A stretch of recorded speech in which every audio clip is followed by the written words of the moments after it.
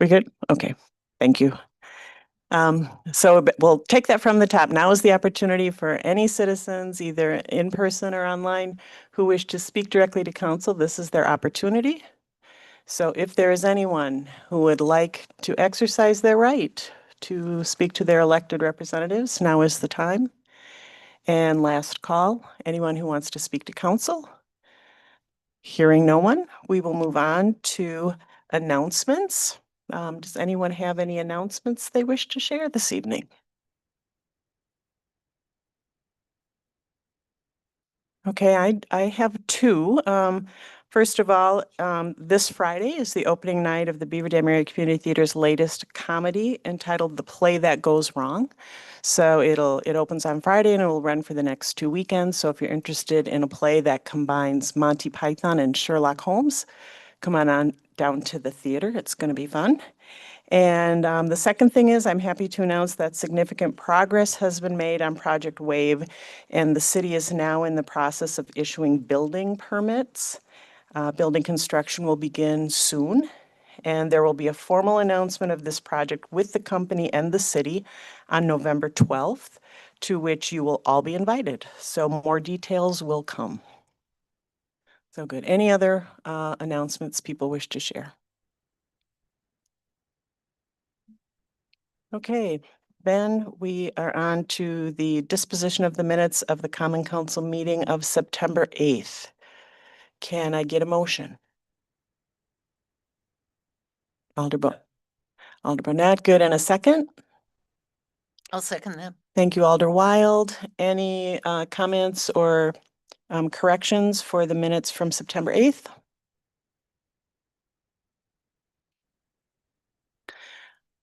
Seeing none, all those who want to support the minutes of September 8th as printed in your packet, so signify by saying aye. Aye. Those opposed? Okay, the next item is disposition of minutes of the Common Council from the budget workshop on September 15th. Can I get a motion? Alder Zopp, Motion to approve. and a second? Second. Thank you, Alder Gansky. And questions or corrections for those minutes? Very good. All those in favor of approval of those minutes, so signify by saying aye. Aye. Any opposed? And the minutes are passed. Next up, we have 2025 Pedestrian Safety Month proclamation, which I will read. Whereas safe, accessible streets are essential for the well-being of all residents, including children, older adults, and people with disabilities, and whereas thousands of Wisconsinites, including over 100,000 with vision loss, rely on sidewalks, curb ramps, accessible pedestrian signals, white canes, and service animals to navigate public spaces safely. And whereas Wisconsin's white cane law requires drivers to stop at least 10 feet from pedestrians using a white cane or service animal, reinforcing the need for driver awareness and pedestrian respect. And whereas communities can reduce injuries and save lives by investing in proven pedestrian safety infrastructure, such as high visibility crosswalks, traffic calming, and accessible design. And whereas raising awareness of pedestrian rights and responsibilities promotes a culture of safety and inclusion for all road users, now therefore be it resolved that I, Mayor Bobby Mark, on behalf of the residents of the City of Beaver Dam, do hereby proclaim October as Pedestrian Safety Month and Wednesday, October 15th as White Cane Safety Day in the City of Beaver Dam, and call on all residents, leaders, and lawmakers to prioritize safe, accessible streets year-round. So, I'm sorry? Oh, go ahead, Alder Burnett. Communicated to the community. How is this? There's a lot of good information. I'm guessing that a very, very small percentage of people have any clue on what it is. And should this be something that, if nothing else, should be on the city website and or in the newspaper? That might not be a bad idea. Yeah, not a bad idea. It certainly wouldn't be difficult to post, at least post on Facebook. So yeah. Yeah. Yeah, not a bad idea. Alder Yads? I would like to have that proclamation claimed to the western side of Beaver Dam near the lake.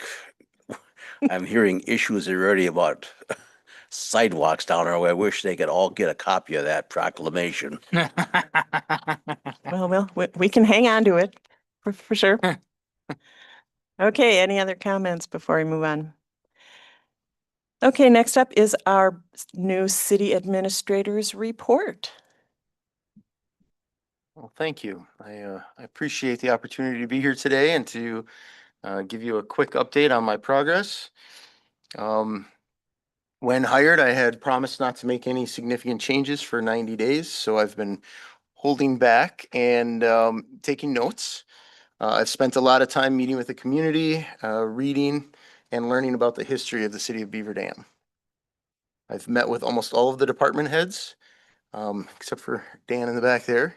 And I'm setting up appointments with city council members. So if you haven't been contacted, you will be shortly. I've completely read the entire city employee handbook, and I'm 3 chapters into the code of ordinances. And so we're meeting and talking about questions that have come up while reading those. And we're also working on a rough draft human resources specialist job description. And so we're hoping that that survives the budget process. So it's a work in progress, and I appreciate being here. So as time goes on, we'll have more to report. Very good. Thank you, Larry. Next up, we have communications. I have none this evening.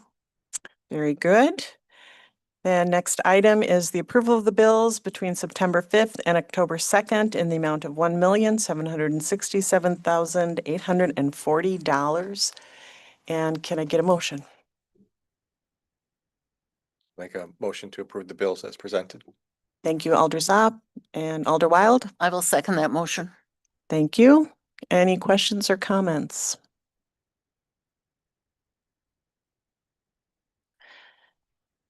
Very good.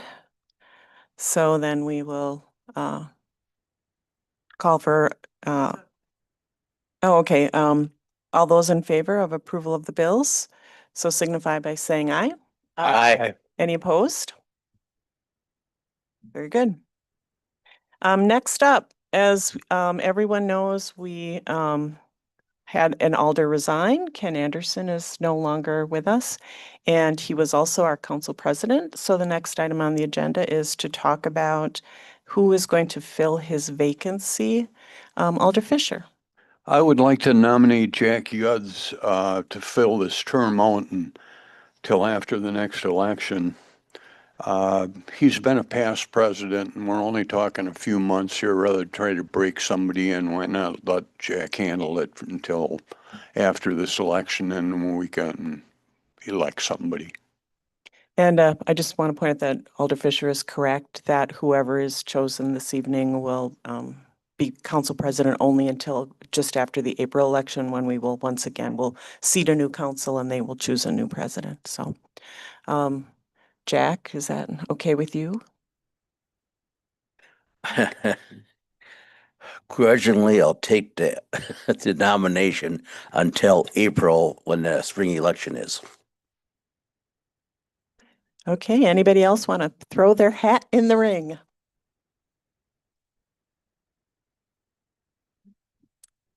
Alder Olson. I'll nominate Alderperson Joe Bonnet for council president as well. I hear, I mean, it's a good argument that it's only a short period of time, but there's no time like the present to get your legs underneath you and make that, you know, move that forward. So if Joe would take the nomination, I appreciate everything he brings to our meetings, and I think he asks great questions and would be a great representative for us. Alder Bonnet, you care to comment?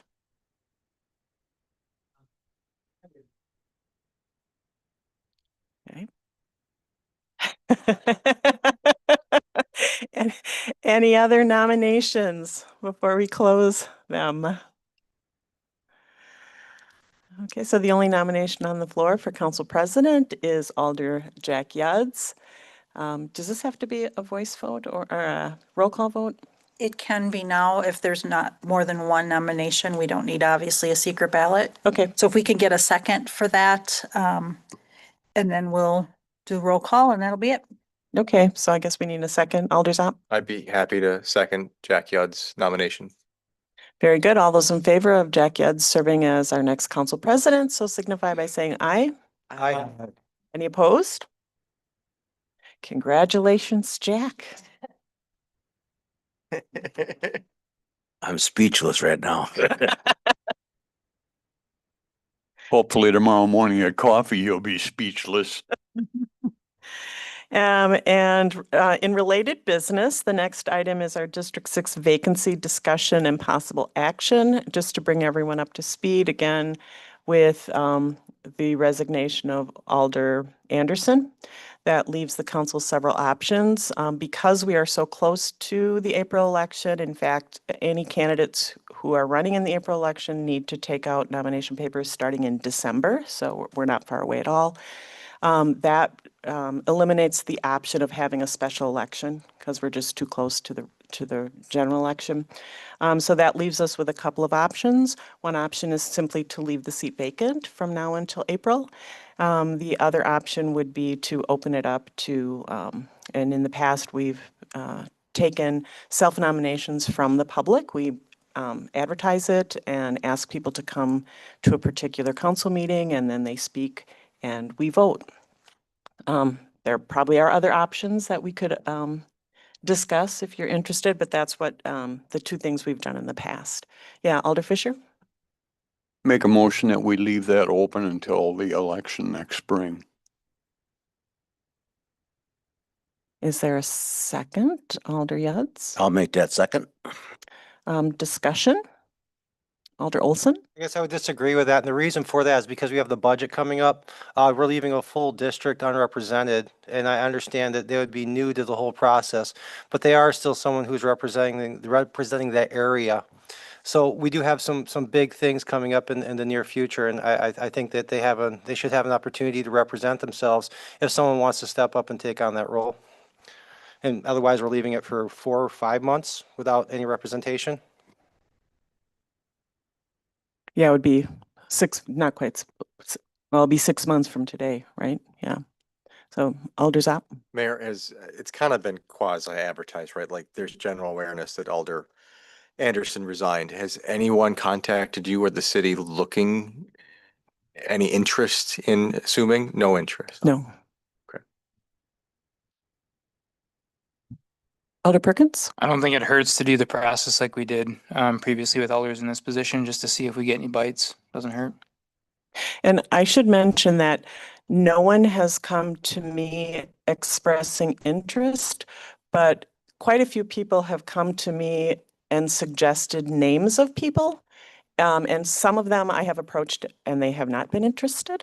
And some of them I have not approached because I don't know them and I haven't had a chance to do some background before I would approach them, just to make sure they live in the district and those kinds of things. But so I know there is conversation in the community and people are talking about it. So it's on people's radars. Alder Wild? Question, if we decided to advertise, then it would take a couple weeks to get that in the paper and then possibly another month. So we're looking at December really to see someone. Is that reasonable? Well, I think the last time we did this, we just had it on Facebook and I think Daily Dodge did a public service announcement and we published it in the paper, but we did it like right away. Like if we did it next week and the week after, we could potentially have candidates here at our next meeting. Okay. Yeah, that's 2 weeks. Thank you. That's a really, really tight deadline. Is it? Mhm. But, It would have to be November. or the first Yeah. meeting in I November? say 30 days Okay. is generous enough to get interest and to get everything lined up and then to make the decision. But Okay. So yeah, at least November. So that's something. Yeah. Alder Fisher? You know, the individual that would be installed for that short period of time would have an advantage going into the next election because the incumbents always have a little edge there. They're already installed, they're already here, and to be very honest with you, I think that it would be a mistake for us, as aldermen, to choose the alderman for another district. Why not let the residents of that district choose the next alderman? And we're talking, what, days here? By the time you get the guy installed, we only meet a couple, 3 times before December 1st. Don't make sense. Alder Burnett? Thanks. I look at it a little differently. It's a quarter of a term. That's a long time to be without representation. Good. Any other comments or discussion? Yeah, Alder Flaherty. A situation like this is how I ended up at my desk. So I understand what Alder Fisher's saying from a pragmatic standpoint, and I almost seconded him, but then I remembered.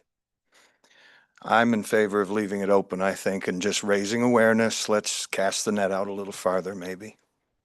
So- That is a while to go, as Alder Burnett says, without representation. It's worth considering. Thank you. Good. Anyone else that either we haven't heard from or who wants to speak? But if we decided to give it one shot, like somebody will open it up, do some publications now for a few weeks, then make the decision.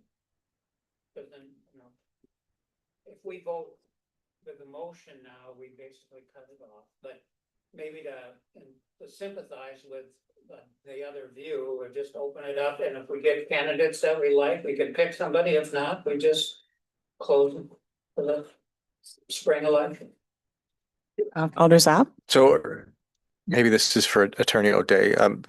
What happens if we get one candidate show up to the advertisement and we don't want that candidate? Is that legal for us to say no to that one candidate or any candidate? I mean, if we get 3, we say no to all 3. I mean, are we obligated, if somebody shows up, are we obligated to take at least a person from that group that's advertised? Sarah? I'm not 100% sure. I don't think the council has to accept an interim position, but I would have to look into that more. Yeah, because just my general feeling is that even though we're running it kind of like an election, it's really, we're filling a position, an interim position. And so that's a different situation. It's not an actual election. They don't have the right to that position, if they're the only candidate. It's more of like a hiring or appointment kind of situation. So, good. Any other comments? Yeah, Alder Gansky.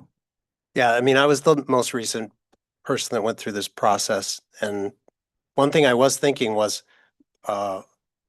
my district, nobody ran the election before. So if we don't pick somebody and then nobody runs, then that's just going to open that gap even farther where they don't have representation. So I kind of feel like we need to give it a shot to get somebody in here, well, as soon as we can. Alder Yates. This would be a good opportunity to downsize the council then. If we can't find no one to run, there's something wrong.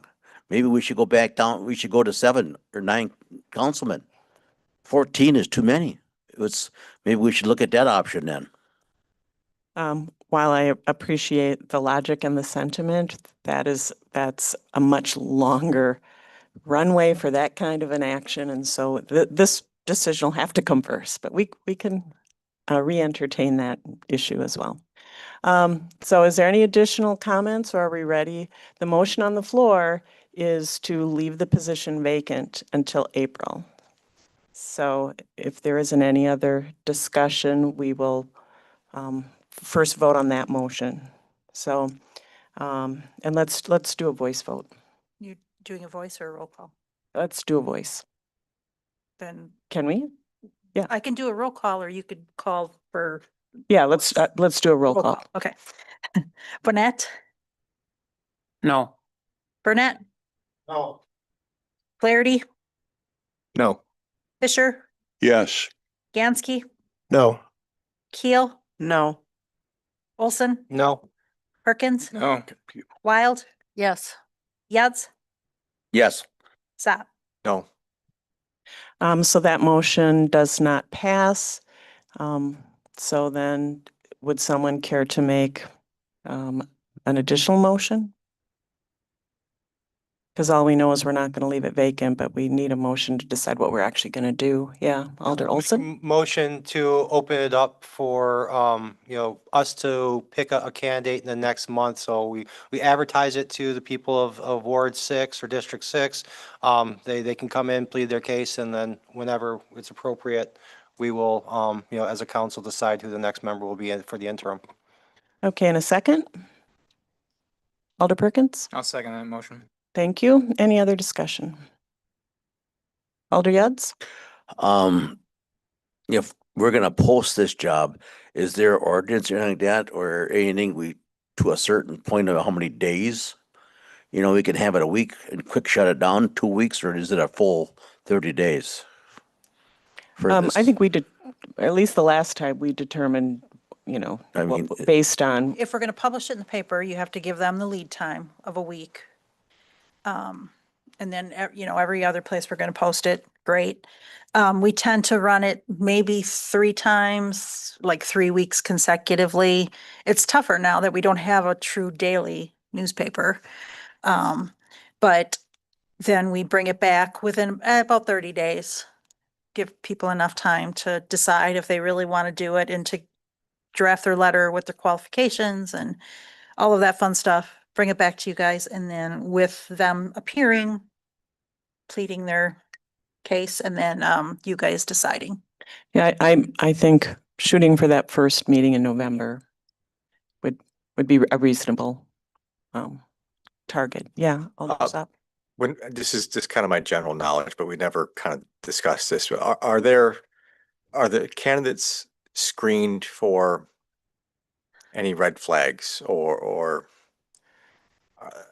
anything that would disqualify them from holding an elected seat? We just check to make sure they live in the district. And I mean, it's the same qualifications if they were actually going to run Okay. is on the, But I guess my is there, maybe this is an attorney question, is do we ask for things, I mean, can a multiple time felon hold elected office, or a child molester, or citizenship? I mean, are those things ever evaluated at this point? If they're not a citizen, they're not a legal resident of their district. In terms of, and in terms of criminal record, I suppose we have not in the past, but it would be very simple to pass the names along to the police department and they could Right. do a check. Yeah. That's not a bad idea. We haven't done that in the past, but General question about our process and what it means to run for elected office, and should they be screened for things that would disqualify them from a legal basis to run for candidacy is I guess my question. So. Alder Flaherty. I might make the suggestion, following you through that, what you're talking about. There are public information channels that if you have the name of the individual, you can do some surface level research.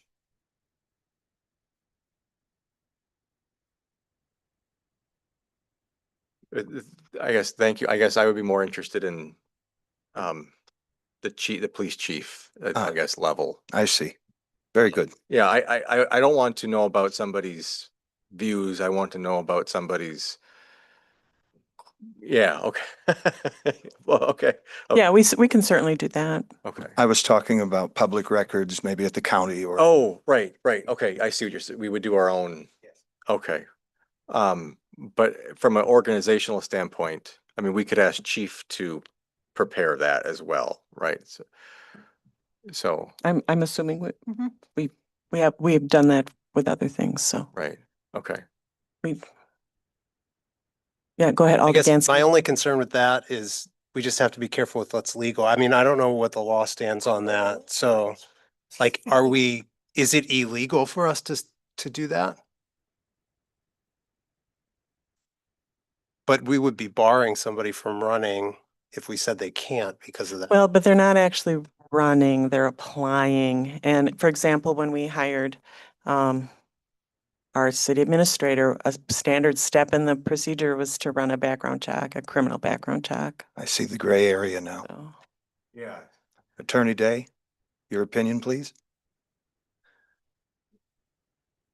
The Fair Employment Act and other licensing statutes are gonna come into play with any background check, especially in an appointed, excuse me, an appointed position. I don't see any reason that the council couldn't make the inquiry, but I don't know if barring somebody based on their background check is appropriate. Thank you. Alder Wild? I guess I would have a problem if it came up with a convicted felon. They can't vote, so how can they hold office?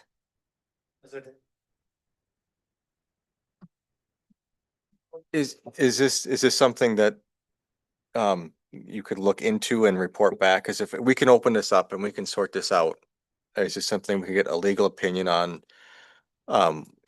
Can we do a background, like felonies, citizenship? Is anything disqualifying somebody from holding elected office? Maybe it's just citizenship. Sure, yes, I can look into it more, and Okay, it very well could be that just the eligibility to hold elective office is a disqualifier in and of itself. So I can report back. okay. Thank you. Playing on the safe side, I'd like to rescind my comment. Okay. So there is a motion on the floor and we have a second. Any other discussion? Okay, so the motion on the floor is to open it up and hopefully have those citizens who live in District 6 here at the first meeting in November in order to give us an opportunity to see if there's someone that we feel would be acceptable to fill Alder Anderson's seat until the April election. So, yeah, let's do voice vote. Burnett? Mhm. Nope. Burnett, Aye. Flaherty, Aye. Fisher, No. Gansky, Aye. Keel, Aye. Olson, Aye. Perkins, Aye. Wild, Aye. Yads, No. Sapp. Aye. So the motion carries. So we look forward to that process. Okay, next up, ordinance number 6. Ordinance number 6-2025, an ordinance amending section 62-50, parking restrictions of the Beaver Dam Municipal Code. This is a first reading. Okay, and since it's the first reading, we traditionally save discussion for the second reading. So we'll move on to resolution number 82. Resolution number 82-2025, a resolution authorizing the complete and final report on estimated special assessments for the Madison Street reconstruction project. And let's see, I believe this went through Operations Committee. I don't know if Alder Bonnet or if Mr. Jansen, I don't know who wants to speak. So in your packet says the complete and final report on estimated special assessments for the Madison Street project from Curry Street to Chatham Street. Per current policy, the residents are getting assessed for non-compliant sidewalks, driveway aprons, consulting engineering, and non-compliant sewer and water services. We had first brought this through as a preliminary report back on July 7th. Nothing in the report has changed since that point. We went through public hearing and brought the final report through operations on September 8th, and it passed unanimously. So it's back at council for final approval. Okay, can I get a motion? Alder Wild. I will make a motion to accept that resolution as presented.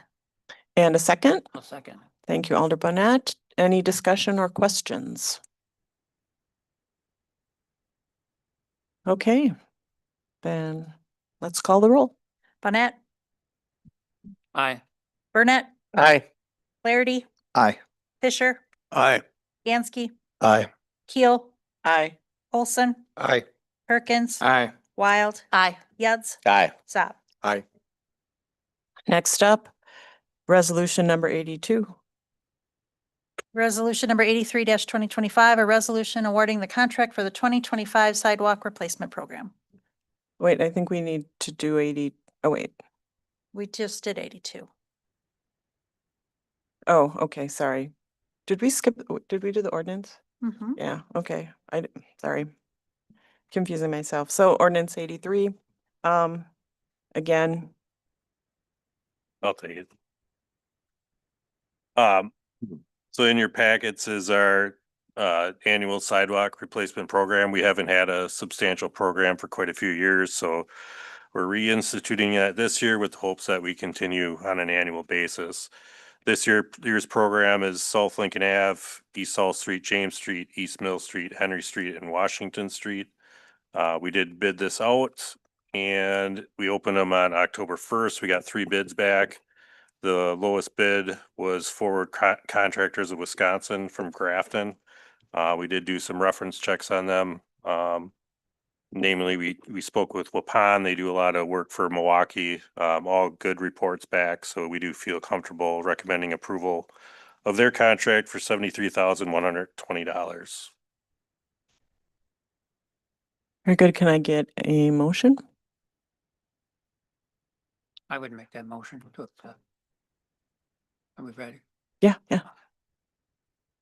So Alder Bonnet makes that motion. Alder Perkins? Second. Thank you. Any questions or discussion? Yeah, Alder Olson? Just one thing, we did discuss it in Ops Committee. It's sounding like it's about half of the things we're gonna be replacing are because of a city caused issue, like a tree that we put on the border that was uprooting it. If it's a homeowner or something that's not a city relatable offense, that cost will be assessed to the homeowner.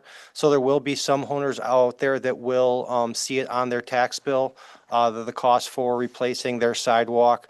It is sounding like it's going to be about $400 a square. So depending on how many squares you have, you'll be assessed that charge. Thank you for that information. Good. Anything else? Yeah, Alder Burnett? Thanks. Do the homeowners have a choice on who does it for them? I mean, if it's flagged that it's not in compliance, can they choose who they want? Or do we have to have, So everyone that was marked got letters. They all got a 20-day notice and during that time period, they have the option to either go with city contractor or their own. Some of them choose to do that, some of them don't. all right, thanks. Okay, good information. Anything else? Okay, then I think we're ready to call the roll. Burnett, Aye. Flaherty, Aye. Fisher, Aye. Gansky, Aye. Keel, Aye. Olson, Aye. Perkins, Aye. Wild, Aye. Yads, Aye. Zap, Aye. Burnett. Aye. Very good. The resolution carries. Next item up, resolution number 84. Resolution number 84 2025, a resolution amending the Five Bugles design contract to include scope change number 2, additional GIS sites, conceptual options, and presentations. Okay, and this is just bringing back a decision that we had made, you'll recall, when Five Bugles was here and presented, and they gave us some options, and we requested additional data, and we wanted to include some options that had not been considered previously. So this is to pay for that additional work. So can I get a motion? Alder Gansky Motion to approve is presented. and Alder Flaherty? Seconded. Thank you. Questions, discussion? I know the police or the fire chief is here, so here's your chance, guys, if you got a fire question. I have a fire question that's not related to the motion, but what was going on at the fire station today with all those cars here? So we are hosting a fire investigation class. So, we paid for it out of our training budget, and then we were able to recoup the cost of the class by selling seats to students from other fire departments. So Great. that's all the busyness. Yeah, a lot of trucks with fire department type license plates from all over were in the parking lot. So good to see. Got any like legitimate questions for Chief here about Five Bugles or the process? Very good. Thank you, Chief. We appreciate it. So I think we are ready to call the roll. Aye. Fisher. Aye. Ansky. Aye. Keel. Aye. Olson. Aye. Perkins. Aye. Wild. Aye. Yads. Aye. Sop. Aye. Cornett. Aye. Burnett. Aye. And the resolution carries. Next item up, resolution number 85.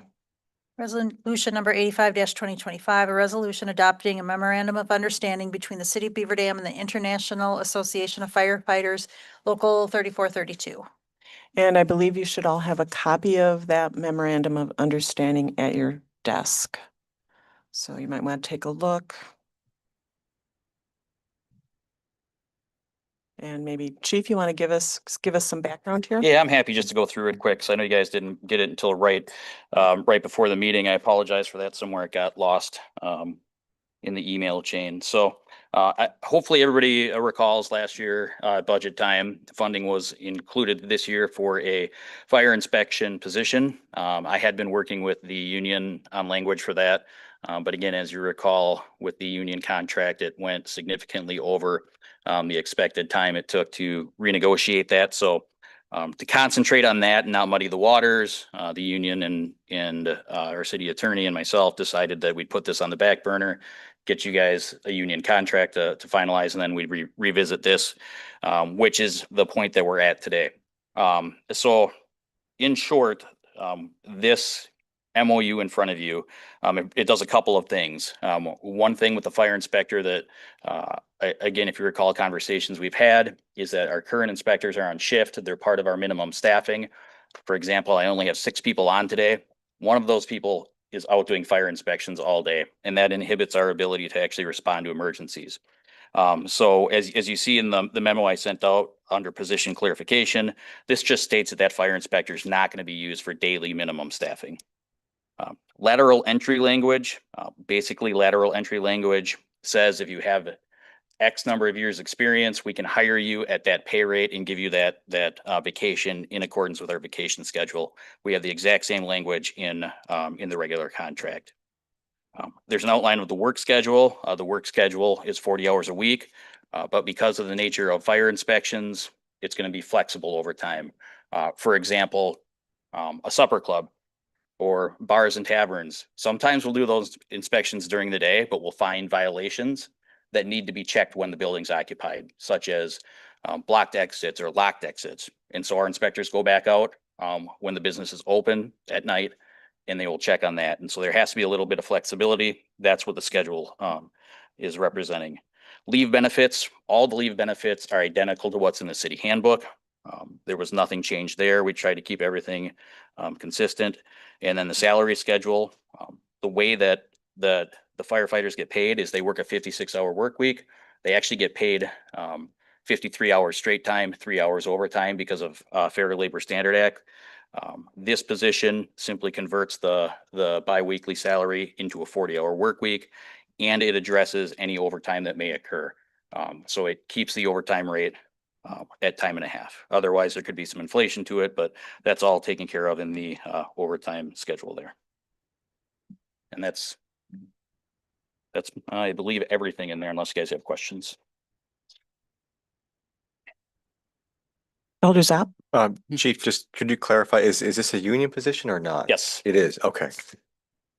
Thank you. Alder Burnett? Do you have to be a firefighter in this? You do. So you're still gonna have to maintain your fire and EMS credentials. Reason being is that we will utilize the person not just for fire inspections. I mean, we're a small department. We need all the help we can get. And this person will be able to come in for emergency call-ins off duty and respond to calls when there's either concurrent calls or a significant event occurring. Now I gotta digress. Mhm. You've done a great job on this overview. But I think when the last time this discussed, I brought up the issue of why does this have to be a fire department person versus a trained fire inspector?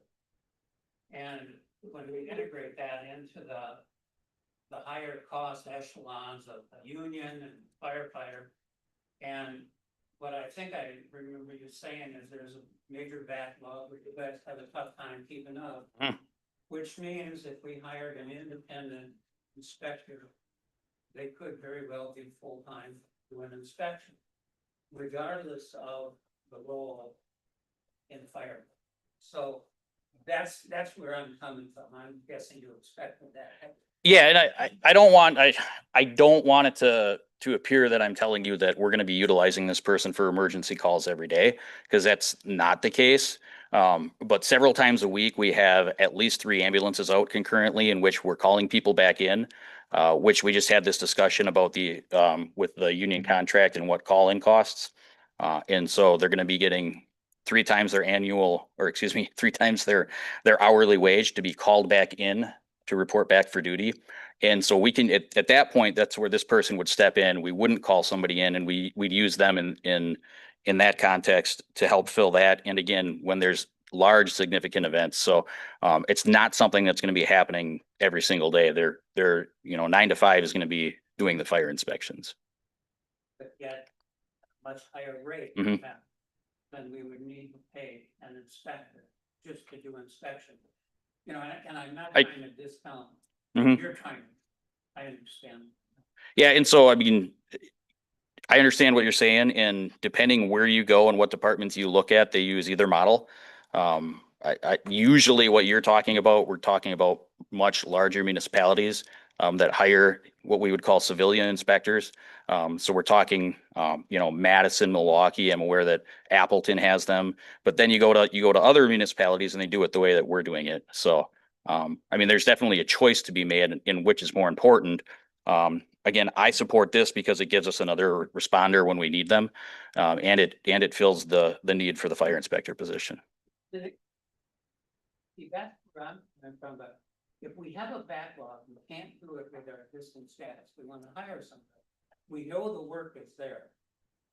And once you commingle it into the fire department, that's what throws me off, because I'm looking at a higher cost, differently trained person than somebody to do full-time inspection. So I'm being very well, but we did talk about that, if you recall, because I did contact some independent companies that do this type of work. Number one, not many people were interested, and number two, the more that you talk to them, you realize the less service they provide. They will go out and they will do your inspections, and they'll do it probably for cheaper than we can when all is said and done. But they don't do any of the paperwork. We have to do the paperwork. They don't do any of the follow-up inspections. If there's any violations that need to be written and corrected, we still have to go back and do that. And so basically the purpose they serve is that they do your fire inspections, they document your fire inspections, so it can be sent to the state so you can get your 2% due funding from the state. They don't hold anybody accountable, and they're not going to go back and they're not going to make sure that the violations are corrected. And so that's the trouble we run into when we look at that type of situation. Yeah, Alder Burnett. Thanks. Maybe I can help out here. We have a backlog now, but we may not have a backlog in 2 years from now. If we have a full-time inspector, we may be, someday we're gonna get caught up, I hope. And then that would be handy if the person had the rest of the certifications. And to build onto that, I mean, it is possible. I'm not telling you this is going to happen, but it is possible that we do get caught up and we get ourselves in a position where we realize, hey, this inspector can actually do more than our inspections. And at that point, I know what other communities have done is they have intergovernmental agreements with surrounding communities, and they will leverage that. And, we can start doing inspections for some of the towns or the villages around us. That's always a possibility, but we'd have, like, to Alder Burnett's point, we'd have to get caught up and make sure that we can handle everything in-house first. Yeah, Alder Fisher. Also, if we do put somebody on full-time that's certified, he can fill in. Whereas if we hire somebody from the outside, just an inspector, he can't fill in with the force when the need is required. And also on that that thought, anybody that thinks that the city isn't growing, we all know it's growing, so we're going to need another firefighter sooner or later. With the growth that we're experiencing, I got a feeling it's going to be sooner. Well, we've already got somebody there. Maybe he wants to transition at that point from inspector into a full-time EMT, whatever it may be. But at least we got somebody there that's trained and knows the department, and we can go out and hire another inspector possibly. So I think it's a good idea. Alder Zap. Chief, I mean, are we going to, or would you report back, or would it be a reportable metric in your annual report about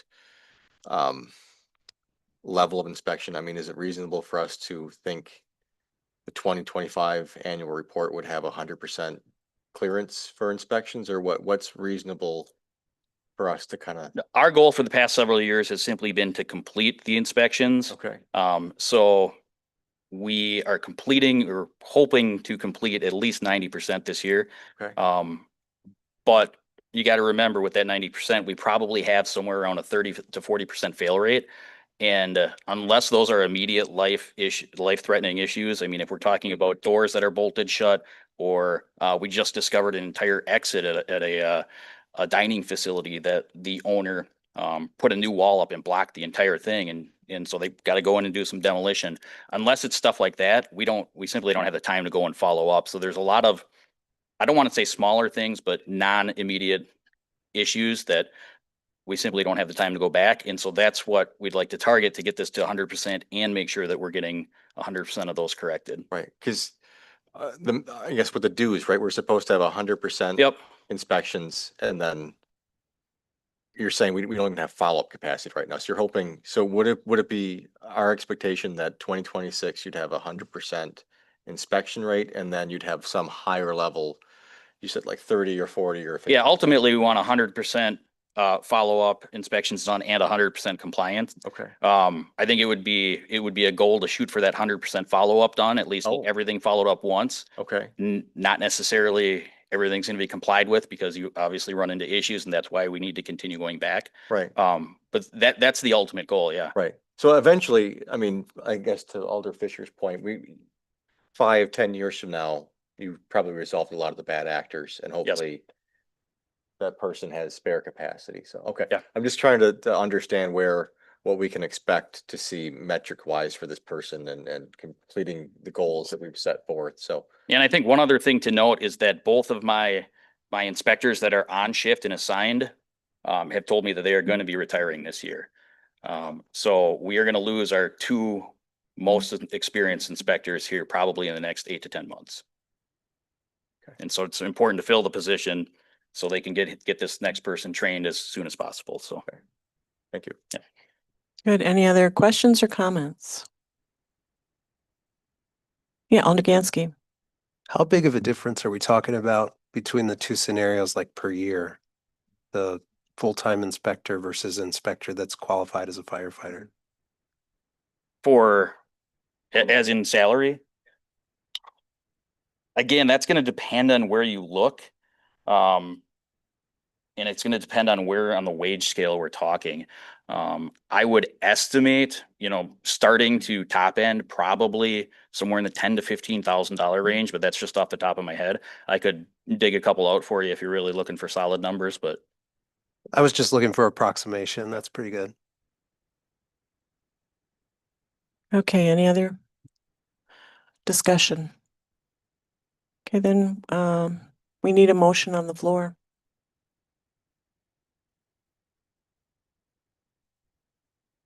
Alder Zap. I'll make a motion to approve the MOU with the fire department. And a second, Alder Burnett. Second. Thank you. And I think we're ready to call the roll. Fisher, Aye. Yansky, Aye. Keel, Aye. Olson, Perkins, Aye. Wild. Aye. Yads, Aye. Zap, Aye. Bonnet, Aye. Burnett, Aye. Flaherty. Aye. Resolution carries. Next up is resolution number 86. Hang on one second. I gotta get back to it.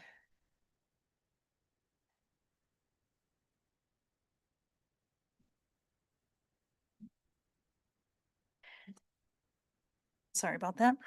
Resolution number 86 twenty twenty-five, a resolution to disallow the claim of Shady Oaks Estates Property Owners Association, Inc. for damages incurred for diagnosing a clog to and cleaning of its privately owned forced sanitary sewer main. Okay, and this issue was discussed at tonight's admin meeting. I don't know if we want, if Would you like? Alder Zop, you want to give a quick summary? Sure. So I know Jeremy, did, reach out to, what was it, the insurance, what was it, statewide insurance, to sort of handle, the claim, investigate the claim. They basically determined that, the city is not the city's responsibility. It's of the privately held, the fault was at the privately held, main that empties in to our sewer. So the recommendation is to disallow, basically, the city will not cover the expense and Shady Oaks would be responsible for the expense. And again, this is a subdivision that is not within the city limits. It has not been annexed into the city, but in 1992, the city negotiated an agreement that allowed them to tie into our sewer system. So. Good. Any other questions? We do have Jeremy here. Anybody want more specific information? And Alder Zap, what was the recommendation of the administrative committee? I recall it being unanimous to deny payment to Shady Oaks, or basically to accept the disallowance of the claim. Okay, so with that in mind, can I get a motion? Alder Wild. I'd make a motion to accept the resolution as it is and disallow. Thank you. And a second, Alder Yads. I'll make that motion. Thank you. Any other discussion? Okay, we're ready to call the roll. Gansky, Aye. Keel, Aye. Olson, Aye. Perkins, Aye. Wild, Aye.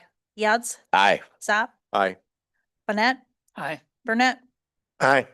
Flaherty, Aye. Fisher. Aye.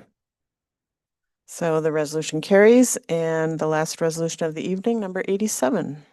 Resolution number 87 twenty twenty-five, a resolution granting a Class A license to HG Hair Collective doing business as Holy Grail Hair Studio. And again, this went before the administrative committee. Alder Zap, you want to just give a quick summary? Sure. So this is not unique to the city of Beaver Dam. There are other locations, other hair salon, nail type locations that will offer or hold this same fermented Class A license to provide, I believe, at no cost, right? To serve at no cost a fermented beverage to their clients. This site has the license holder would be able to, and any employee that goes through and obtains a server's license would be able to distribute those free beverages to their clients. We did pass this, I believe, unanimously at committee as well. Good. So can I get a motion? Alder Keel. I'll make a motion to pass. And a second? Alder Burnett. Second. And any other questions or discussion? Then we're ready to call the roll. Keel, Aye. Olson, Aye. Perkins, Aye. Wild, Aye. Yads, Aye. Zap, Aye. Bonnet, Aye. Burnett, Aye. Flaherty, Aye. Fisher. Aye. Gansky. Aye. The resolution passes. And finally, we have discussion and possible action for disaster recovery and resilience information only. Starting on page 66 of your packet, you will see information that was relayed to us by the U.S. Small Business Administration. I'm not sure. Thank you, Larry. Sure. As a result of the flooding in the city of, the Milwaukee County flooding, as a nearby county, we are eligible for our businesses to get loans from the SBA. The packet has all of the information in the packet. There really is nothing that you need to do other than to get the word out and share it with businesses that might be interested. Very good. Any questions? Alder Burnett? How would something like that pop up? Or how, I guess I don't understand what activates this. My understanding is that because we are located in a county near the county of Milwaukee, it qualified us for this program. The representative listed on the program, this Karen Nepik, visited my office and asked that I share the information with as many people as possible. Yes, I'm going, Larry, is that I have water in my basement. Can I be eligible for this? It's for businesses. Do you have a business in your basement? Yeah. I would highly recommend you contact this individual and find out more. Very good. And that leads us finally to, oh yeah, go ahead. I have answers to both of the questions from earlier about the candidacy eligibility. And so, first, the council doesn't have to fill the position. It's a may. And the statute says that it can remain vacant until the election. And then on the background checks and everything, I don't see an issue with the city conducting background checks on the candidates. And yes, candidate eligibility is going to be a factor. So no convicted felonies and no convicted misdemeanors in violation of a position of public trust. Clarify, we could disqualify somebody for a felony or misdemeanor that is related to public trust. Yep. Okay. And I guess it wouldn't necessarily be the council disqualifying somebody. They just aren't Okay. eligible to hold office. Or that could be, if we wanted to, the part of a screening, we would get applicants, the chief could screen applicants and say these applicants are a felony, hold a felony or misdemeanor in public trust. And they wouldn't even come to us. Correct. Because they wouldn't be eligible to hold the office anyway. So there wouldn't be a Is vote. this, I don't know what to do with this now. I mean, do we have to? I don't think we have to officially do anything other than ask the chief to run background checks on anyone who comes forward. So, But potentially that should be a standard of practice when somebody takes out papers that they know they have to go through a background check. well, We have, when you take out nomination papers, there are questions that the candidate, from the state, there's a whole form you have to fill out, but we're just doing this locally, so we don't have those same requirements. Up until this point, we haven't had those same requirements, but this would kind of mirror that, at least some of those forms. So I guess I feel comfortable just asking chief to run a background check. So, thank you, Attorney Yeah, O'Day. and thank you. Mayor. very good. That brings us to adjournment. Alder Burnett. Did you get adjourned last meeting? No, we sat here for a long time. Motion to adjourn. Second. Thank you very much. All those in favor, we'll Aye. see you in 2 weeks.